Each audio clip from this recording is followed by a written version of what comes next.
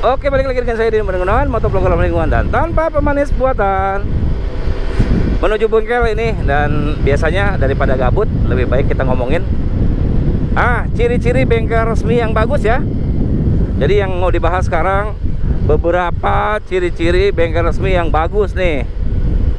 Karena bengkel resmi katanya ada yang bagus, ada yang enggak, bahkan banyak yang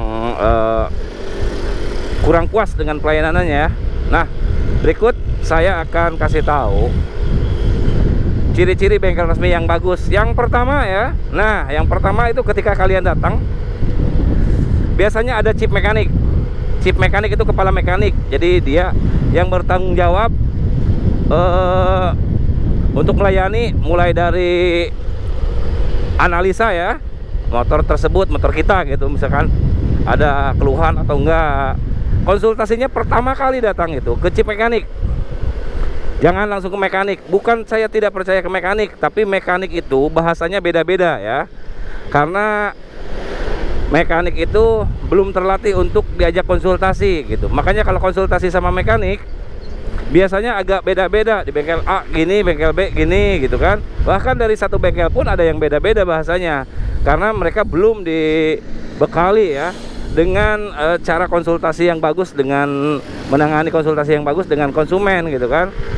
Jadi bahasanya seadanya gitu.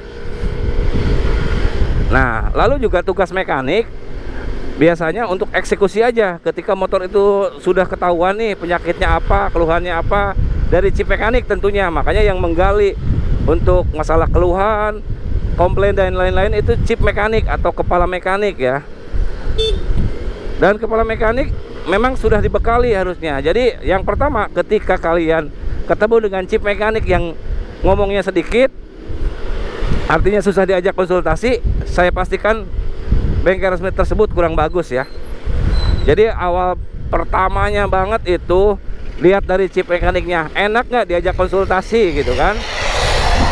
Jadi ketika kita datang, mau kan servis itu ada macam-macam ya, ada servis perbaikan dan ada servis perawatan.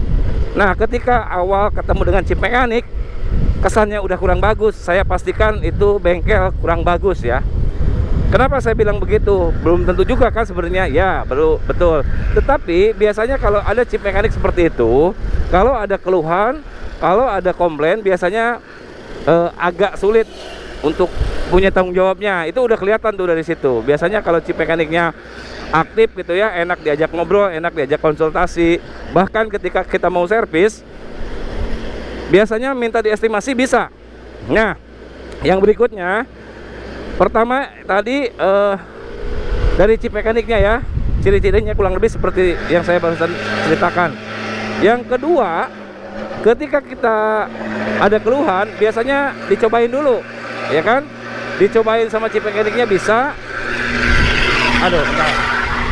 Atau dicobain bareng-bareng untuk biar sama gitu, antara keluhan dengan analisanya biar sama gitu. Kenapa seperti itu? Kadang-kadang menurut konsumen ada keluhan, tapi menurut yang ngetes biasanya nggak apa-apa katanya. Nah, nanti bisa diajak boncengan ya, boncengan ngetes gitu. Kalau misalkan ada bunyi gitu, nah bagian itu tuh yang bunyi ketika di RPM berapa, misalkan ketika di kecepatan berapa gitu loh maksudnya. Karena kadang-kadang kalau tidak bareng-bareng, penyakitnya nggak ketemu, akhirnya salah analisa dan biasanya bengkel disebut jelek. Sebenarnya bukan bengkelnya jelek, semua bengkel kalau udah ketemu penyakit pasti bisa nanganin. Cuman masalahnya kadang-kadang antara keluhan dengan penyakit tidak sama dengan obatnya ya. Jadi yang pertama chip mekanik, yang kedua enak diajak konsultasi gitu ya, bahasanya enak, itu masih di chip mekanik ya. Yang berikutnya, nah yang berikutnya ini nggak kalah penting atau sangat penting bahkan ya kan, yang rame nih. Biasanya saya malas ke bengkel resmi karena bengkel resmi itu mahal. Ya ini ada miskomunikasi juga di sini sebenarnya. Alhamdulillah di bengkel kami tidak ada yang ngeluh seperti itu, karena dari awal ketika motor datang dilayani dengan chip mekanik, lalu juga dianalisa bareng-bareng, ketemulah penyakitnya gitu kan, ketemu masalahnya. Biasanya kita estimasi dulu kerusakan umumnya. Misal ketika di gas itu ada bunyi apa, nah dipastikan sesuai dengan pengalamannya chip mekanik menentukan bahwa motor tersebut harus diganti part A-nya. Karena kan logikanya seperti ini, ada penyakit dianalisa, anggap aja ke dokter gitu, dianalisa, dokter itu nggak bisa nyembuhin. Yang biasanya nyembuhin tuh obat. Artinya ketika kita sarankan ngasih resep untuk, oh ini motor ini remnya kurang bagus, ketika dicek ternyata kampasnya sudah tipis atau udah kurang bagus, lalu kita harus nebus obat, ya kurang lebih seperti itu. Dalam hal ini spare part kampas remnya diganti gitu kan ya. Nah, biasanya kalau bengkel resmi yang bagus, si chip mekanik itu sudah mengestimasi ya, bisa mengestimasi, atau bahkan kalau chip mekaniknya lupa, biasanya ngasih gambaran, Bu, apakah ini mau diganti sekalian atau tidak, harganya sekian. Jadi tadi servis dengan oli ditambah dengan ganti kampas rem, apabila ada jasa pasangnya, misalkan pakai jasa pasang lagi misalkan gitu ya. Jadi totalnya ibu atau bapak kurang lebih sekian gitu kan ya. Nah, itu ciri-ciri bengkel resmi yang bagus ya. Jadi artinya kalau kita setuju dengan penggantian partnya, ya langsung dieksekusi. Kalau tidak setuju, ya udah nanti lagi aja. Nah, pengalaman saya di bengkel, biasanya mereka-mereka yang tidak ganti part itu bukan karena tidak mau, karena nggak mungkin ya, namanya misalkan kapas rem nggak diganti gitu, nggak mungkin kan, dia mau nabrakin diri gitu kan. Cuman rata-rata itu mereka itu ketakutan servisnya habis gede.